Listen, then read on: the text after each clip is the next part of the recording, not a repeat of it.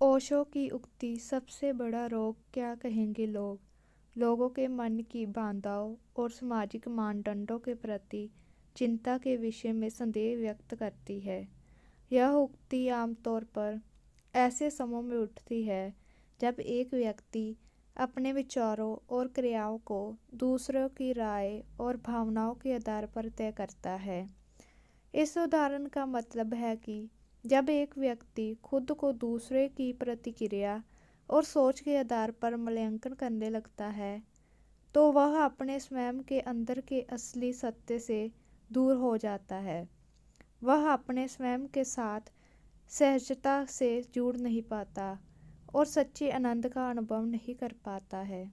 इस उदाहरण को समझने के लिए एक उदाहरण सोचें, जहाँ किसी व्यक्ति ने अपने सपनों और इच्छाओं को छोड़ दिया, जहाँ अपनी पसंदीदा नौकरी छोड़ दी, सिर्फ इसलिए कि वे लोगों की राय को सम्मान करना चाहते थे।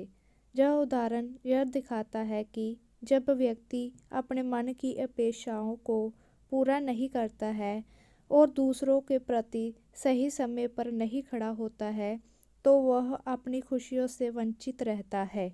इसे दूसरे तरीके से समझाया जा सकता है कि जब हम अपने जीवन में खुशियों की खोज में रहते हैं, तो हमें अपने मन की अनुकूलता और आनंद का अनुभव होता है। हमें लोगों की कहानियों और मतों के प्रति अपनी स्वयं की संज्ञाना और स्वयं के प्रति सम्मान होता है।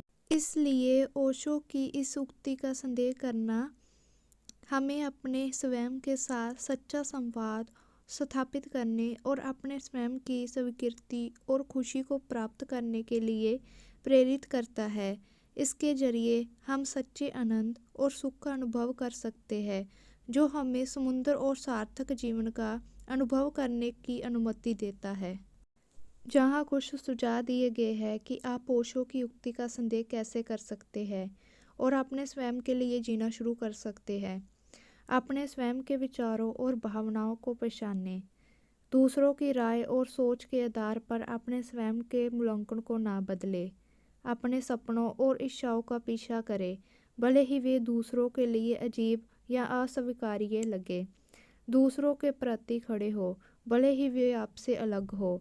अपने स्वयं के लिए जीना शुरू करें और दूसरों की परवाह ना करें। अपने स्वयं के लिए जीना शुरू करना एक कठिन काम हो सकता है, लेकिन यह सबसे अधिक पुरस्कृत करने वाला काम भी है।